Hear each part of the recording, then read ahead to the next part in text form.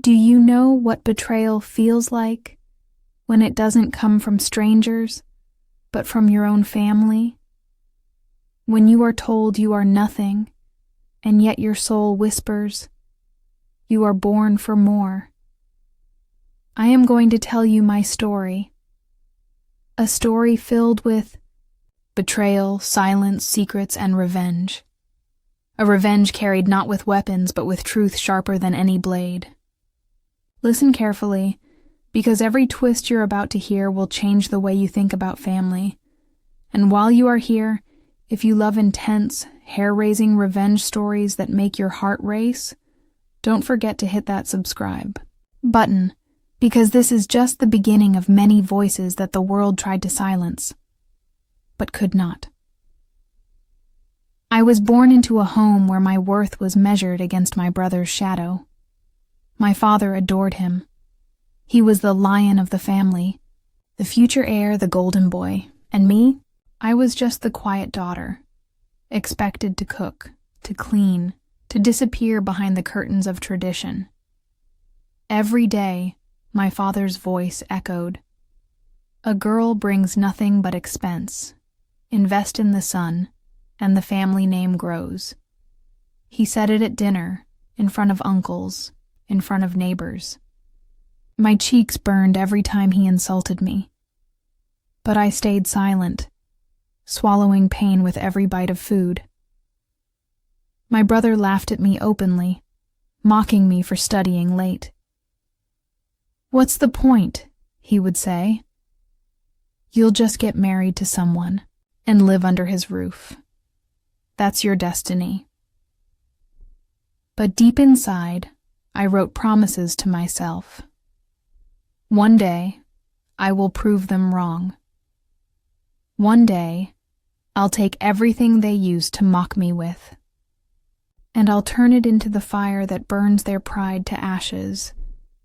What no one knew was that our family's perfect reputation rested on a cracked foundation, a house of lies waiting to collapse.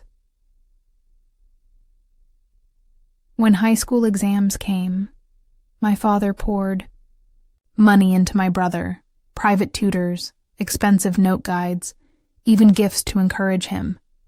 Me? I begged for secondhand books, but to me, those books were treasures. While my brother partied late with friends, I studied under a dim bulb, memorizing page after page. I learned quickly that silence could be my greatest shield. I never argued. I never defended myself. Instead, I wrote furiously in secret notebooks. I trained my memory.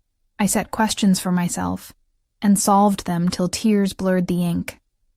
Sometimes at 2 a.m, I'd look at the mirror and whisper, "You feel weak, but one day, they will remember this face when they whisper the word genius." But fate likes to keep suspense alive. One night, as I was leaving the library, I noticed my brother in the shadows. He wasn't alone. He was buying leaked exam papers from a corrupt teacher. He smirked when he saw me. "Don't tell anyone. Not that they'd believe you over me." My chest tightened, but I stayed quiet, because in my mind I whispered, This could be my weapon one day." At dinner a week later, my father raised a toast to my brother's future victory. He told relatives how his son would drive the family business into greatness. Then he looked at me with disgust. "And this one? She's lucky if she passes at all. She should focus on learning how to cook instead of pretending to be a man." I wanted to scream, but I forced my lips to stay shut. Only my eyes betrayed me. That night, I cried into my pillow, but in between sobs I had one vision. The vision of my father's face. Not proud, but shattered. The vision of my brother's laughter, broken into screams. That night the fire of revenge ignited, but I kept my silence. Because silence can scream louder than arguments, if you use it well. The big day came. Crowds of students brushed past each other nervously. My brother winked at me with arrogance, his pockets bulging with cheat slips. I walked slowly to my desk, placing only 2 things down, my pen and my courage. 3 hours. That's all we had. I wrote like my life depended on it. Every word was fueled by years of being called useless.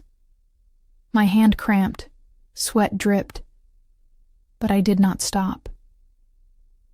Halfway, from the corner of my eye, I saw my brother's hand sliding notes from his pocket. The invigilator walked by without suspicion. My brother grinned. I kept my head down. "Cheat all you want," I whispered inside. "But sooner or later the truth will come, and when it does, it will break you." Weeks crawled by while the results were prepared. Those weeks were torture. My father mocked me at every opportunity. "Stop pretending. Your brother is a born winner. You are nothing but a mistake."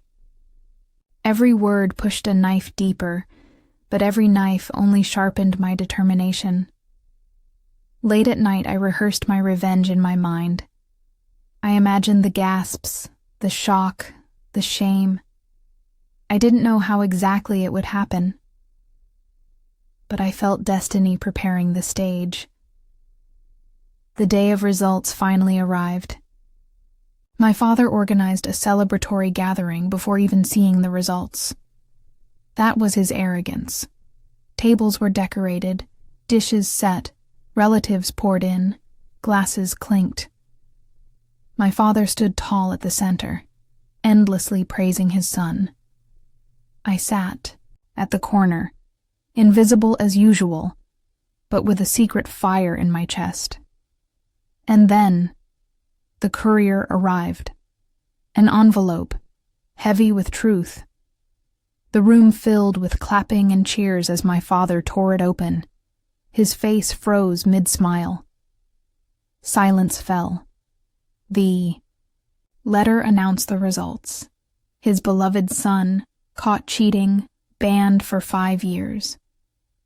Relatives gasped. Faces turned. Whispers rose. My brother turned pale, stammering for words. I watched the pride drain from my father like blood draining from a wound. But the moment wasn't over, because then the letter declared the national topper was me. The hall erupted in whispers. Faces that once ignored me now leaned forward in awe. My relatives clapped hesitantly, then with force, realizing the truth. Some smiled at me. Some looked away, ashamed for mocking me before. My father's hands shook. My brother lowered his head into his palms, drowning in humiliation. And for the first time in my life, their silence served me. It was sweeter than any applause. Still, I rose slowly and stepped into the center. My heart pounded, but my voice was steady. This certificate is not just mine. It belongs to every daughter who is underestimated, to every girl who is told she is weak or worthless or cursed. Today, the truth speaks louder than your insults. And my silence?